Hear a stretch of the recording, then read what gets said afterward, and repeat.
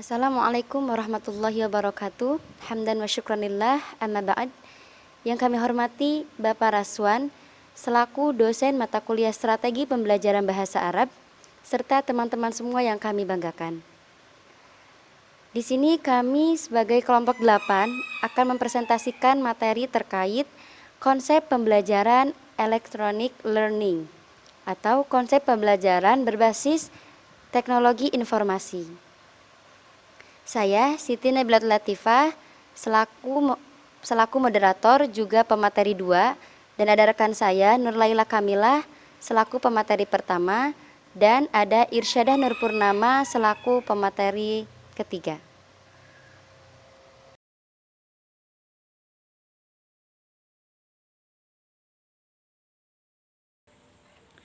Kita ke pengertian dulu. Apa sih teknologi informasi itu? Istilah teknologi informasi mulai muncul pada abad ke-20 setelah terbentuknya masyarakat informasi. Saud mengutip pendapat Richard Rainer dalam Webster New World Dictionary and Communication mendefinisikan teknologi informasi sebagai pemrosesan, pengolahan, penyebaran satu oleh kombinasi komputer dan telekomunikasi. Teknologi informasi dipusatkan pada pengerjaan data. Data adalah suatu yang belum diolah dan belum dapat digunakan sebagai dasar yang kuat dalam mengambil keputusan. Beberapa contoh data yang terkait pembelajaran ada nama peserta didik, jumlah kursi, jumlah peserta didik, dan lain sebagainya. Teknologi informasi ini mempunyai fungsi dalam mengolah data, memproses data, memperoleh, menyusun, menyimpan, mengubah, dan juga mendapatkan informasi yang bermanfaat serta berkualitas.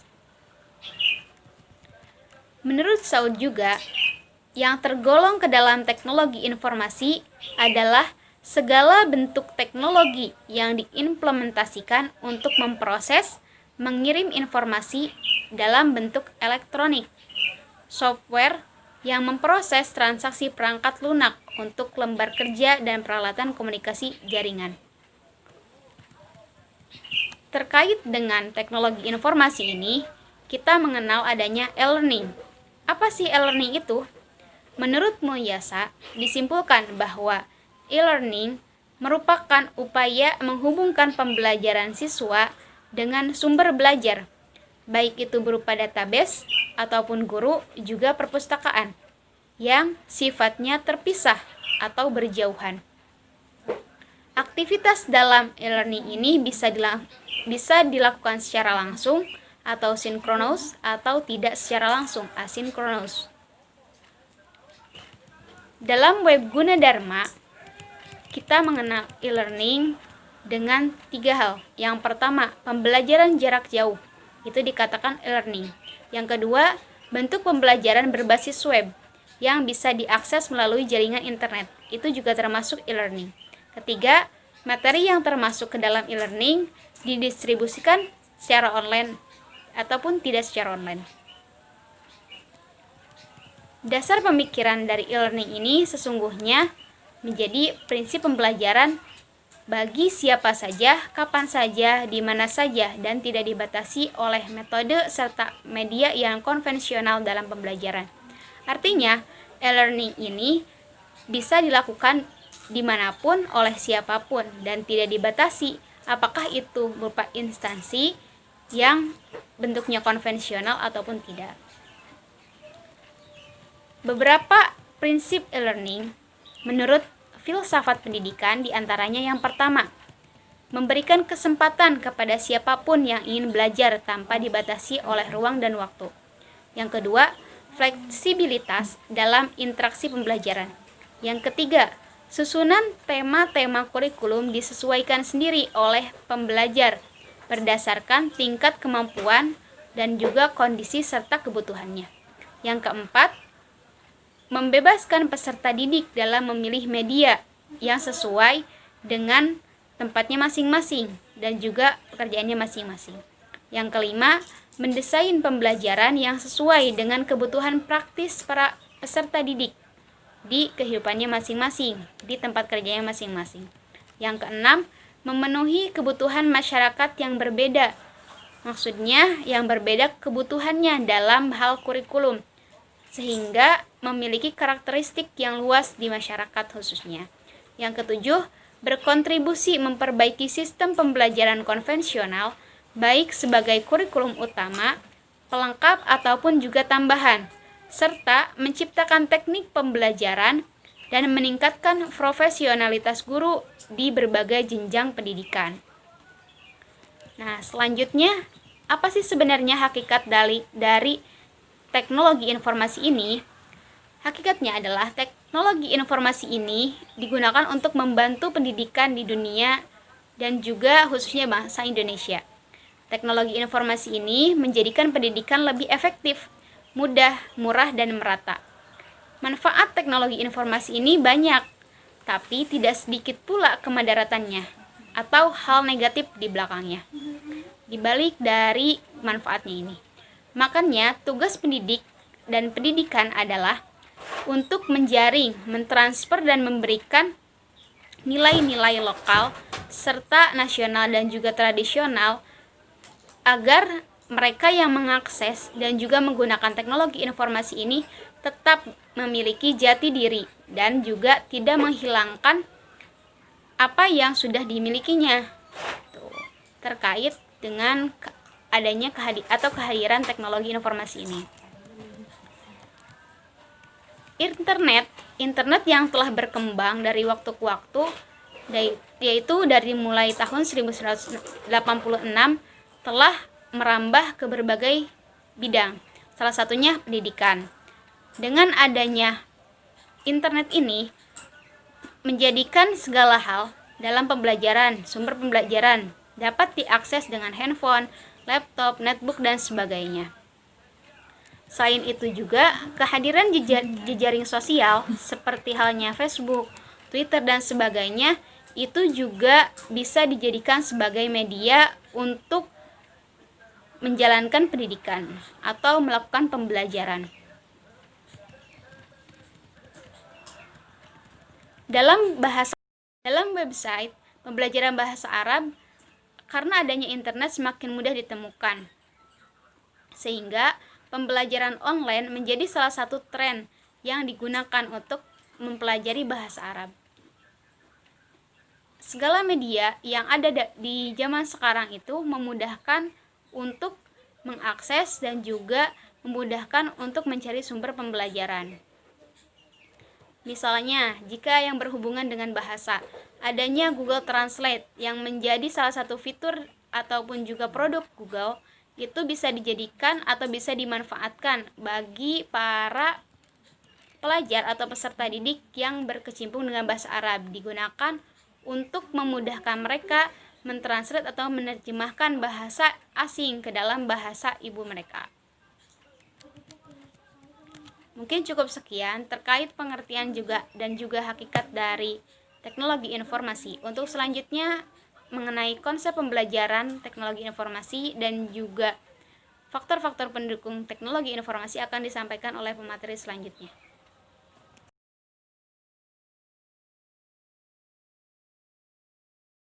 Assalamualaikum warahmatullahi wabarakatuh. Baik, di sini saya akan menjelaskan materi selanjutnya, yaitu tentang konsep pembelajaran melalui teknologi informasi. Nah, sebelum masuk kepada pembahasan, di sini saya akan menjelaskan terlebih dahulu apa sih konsep pembelajaran. Nah, konsep pembelajaran itu sendiri adalah suatu sistem atau proses perencanaan belajar yang ditujukan untuk pelajar guna mencapai hasil yang maksimal. Jadi, sebelum adanya sistem pembelajaran atau sebelum proses perencanaan pembelajaran itu memerlukan adanya konsep terlebih dahulu. Nah, adapun konsep dasar pembelajaran melalui teknologi informasi yaitu sekitar tahun 50-an orang menamakan media pengajaran sebagai peragaan atau alat peraga dan alat bantu audio visual atau disebut juga dengan alat instruksional, atau dalam bahasa Arab dikenal dengan nama wasail mu'inah, yang digunakan utamanya oleh seorang guru untuk menghindarkan proses pembelajaran atau cara-cara belajar mengajar yang bersifat verbalisme atau pengajaran terhadap peserta didik dengan lebih banyak menghafal. Nah, ini pendapat menurut Nasution. Penggunaan komputer untuk pembelajaran memang sudah dimulai sejak tahun 60-an, tetapi di sini komputer hanya berperan sebagai tutor saja dalam menyajikan latihan-latihan, tetapi tidak dapat memberikan penilaian atau feedback dan pendekatan berupa reward dan punishment terhadap siswa untuk lebih meningkatkan motivasi mereka dalam belajar. Bahkan adanya komputer pun untuk pembelajaran bahasa di berbagai sekolah itu belum mampu meningkatkan motivasi dalam mempelajari bahasa Arab di kalangan peserta didik. Keberadaan komputer juga belum serta-merta dapat membuat guru untuk lihai dalam merancang pembelajaran bahasa Arab secara kreatif dan inovatif.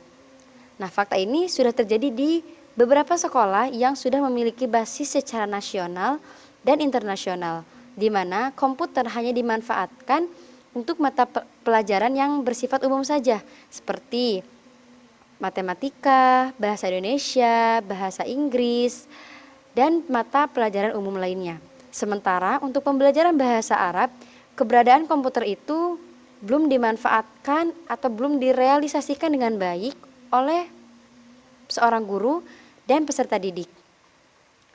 Secara fundamental, pembelajaran berbasis TIK ini dalam penerapannya sangat mengutamakan penggunaan teknologi seperti komputer, sehingga lebih dikenal dengan istilah pembelajaran berbasis komputer. Hal ini merupakan sebuah proses pembelajaran yang menggunakan komputer untuk menyajikan materi pembelajaran dengan memberikan kesempatan kepada peserta didik untuk ikut berpartisipasi secara aktif dan merespon aktivitas siswa.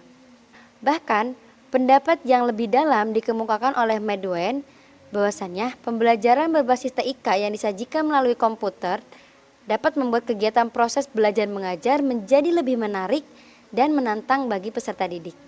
Karena mungkin untuk sebagian peserta didik yang belum pernah merasakan pembelajaran berbasis TIK, itu merupakan suatu pengalaman yang baru bagi mereka dan menantang mereka untuk lebih belajar lagi dalam penggunaan TIK itu sendiri. Nah, kemampuan seorang guru dalam berbahasa itu tidak menjamin bahwa dia pula terampil dalam mengajarkan bahasa tersebut.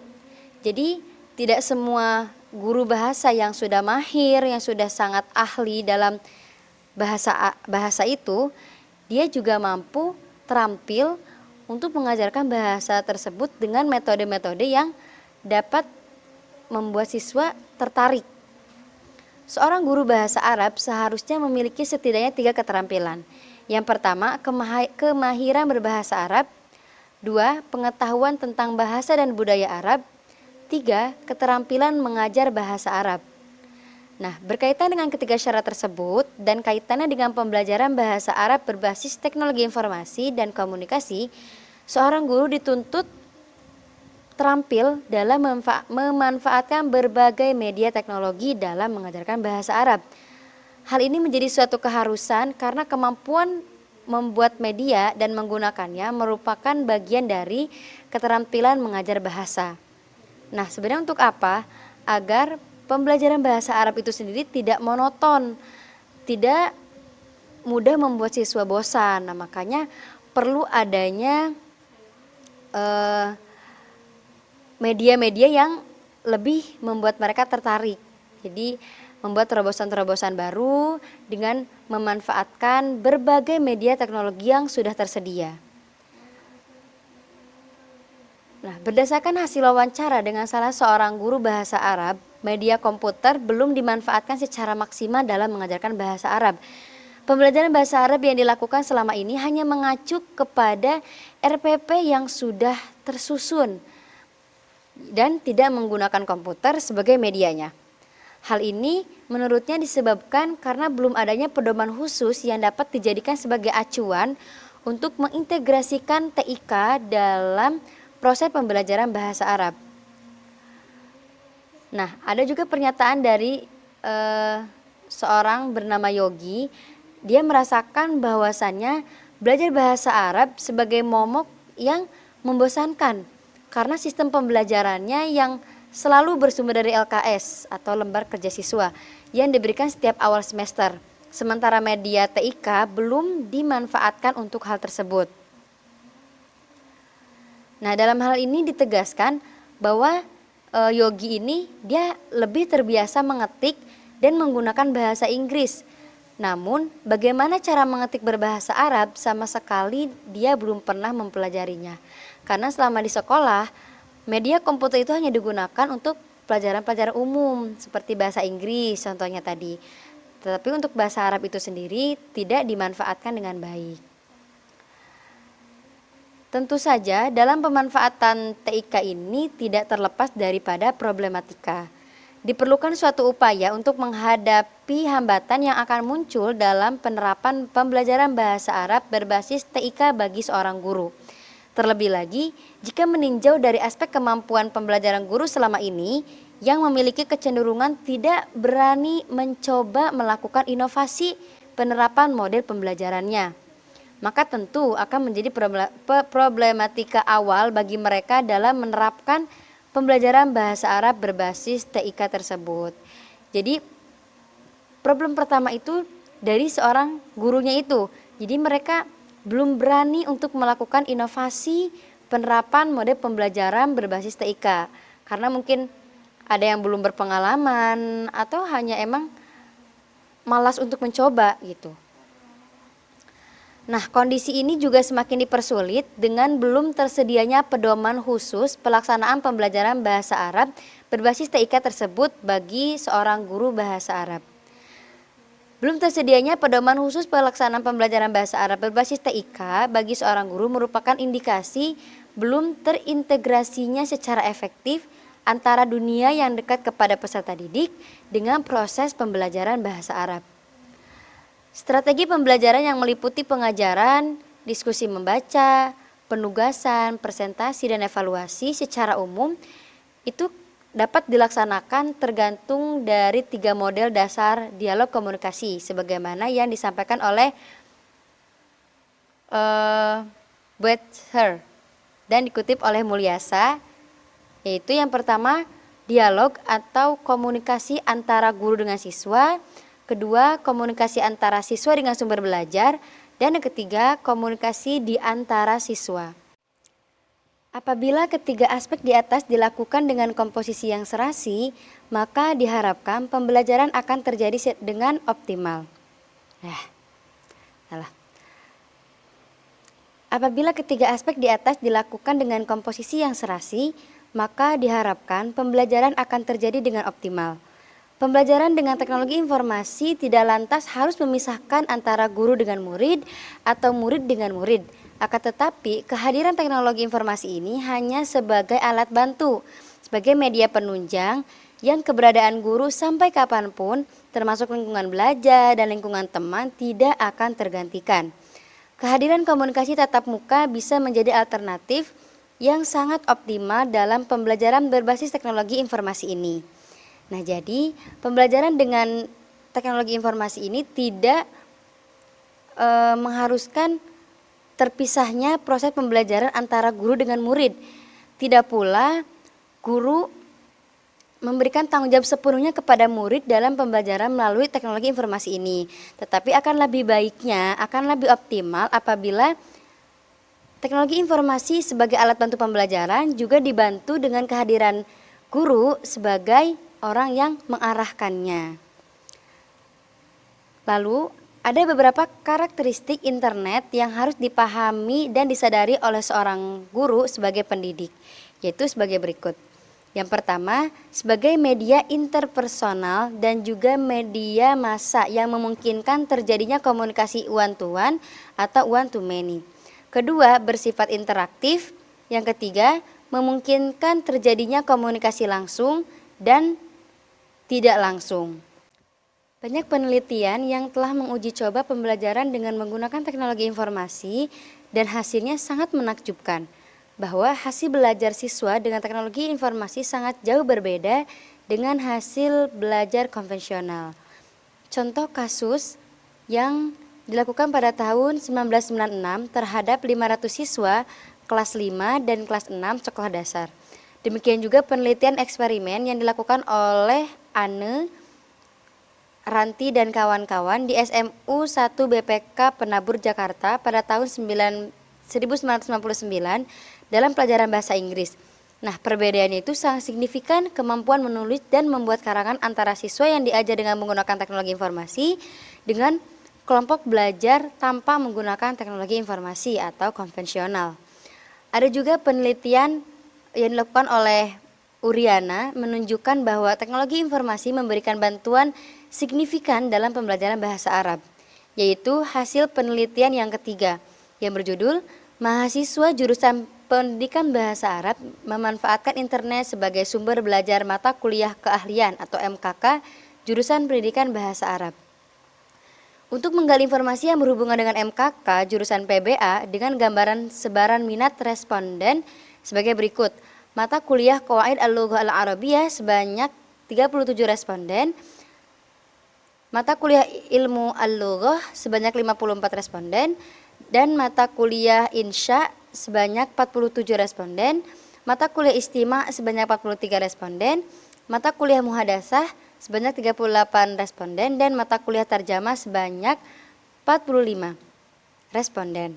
Nah, jadi pembelajaran dengan menggunakan electronic learning atau proses pembelajaran berbasis teknologi informasi itu sangat signifikan dalam meningkatkan prestasi belajar peserta didik, termasuk bahasa Arab.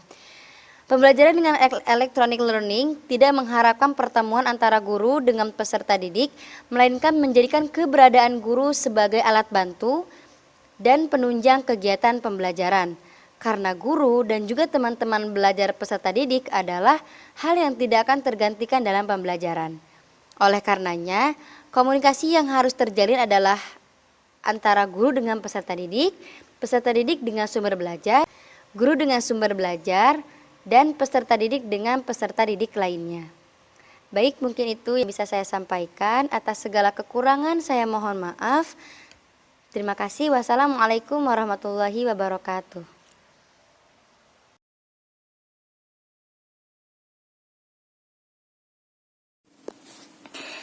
Baik, saya Irsyadah Nur Purnama, pemateri ketiga yang akan membahas tentang faktor-faktor pendukung teknologi informasi dalam pendidikan.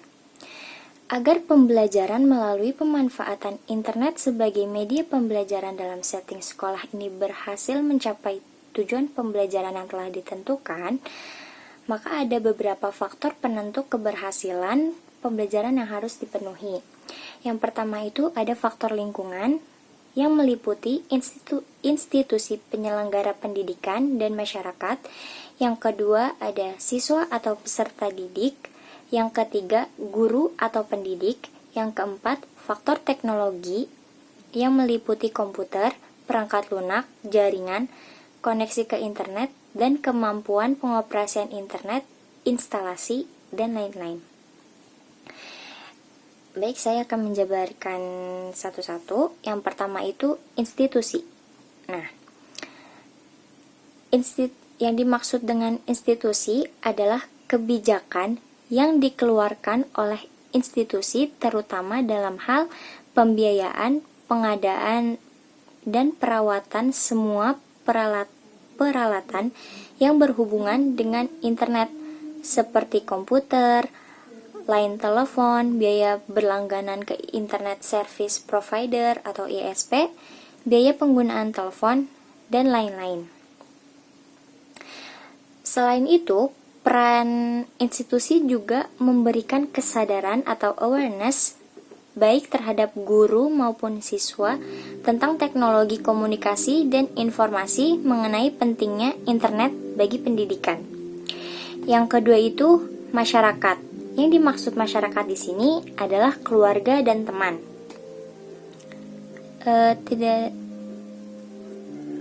Keluarga ini perlu memotivasi anak atau siswa agar menggunakan internet sebagai keperluan pendidikan.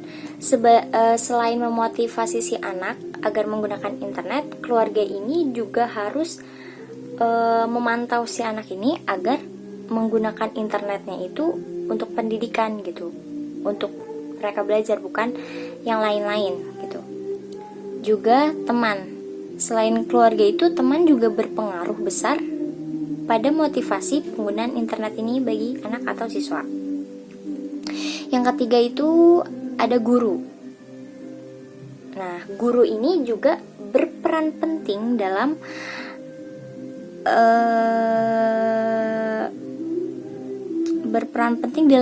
mempengaruhi berpengaruh gitu lah dalam pemanfaatan internet ini gitu.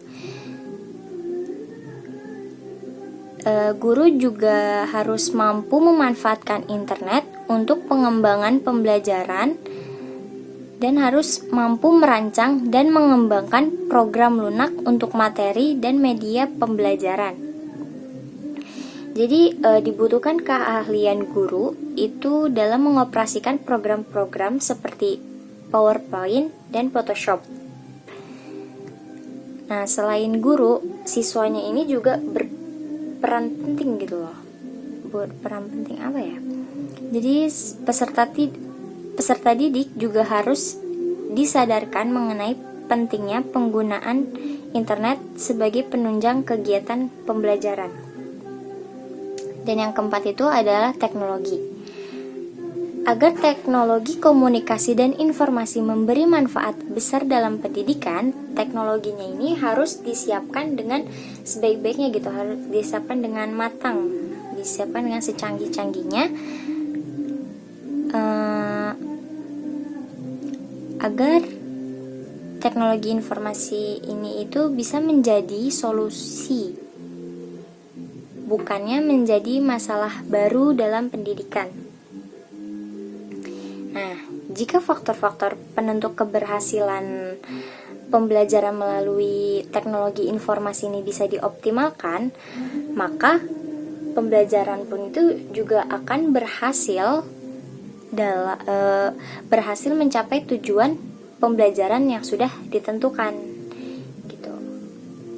Baik, cukup sekian pembahasan tentang faktor-faktor pendukung teknologi informasi.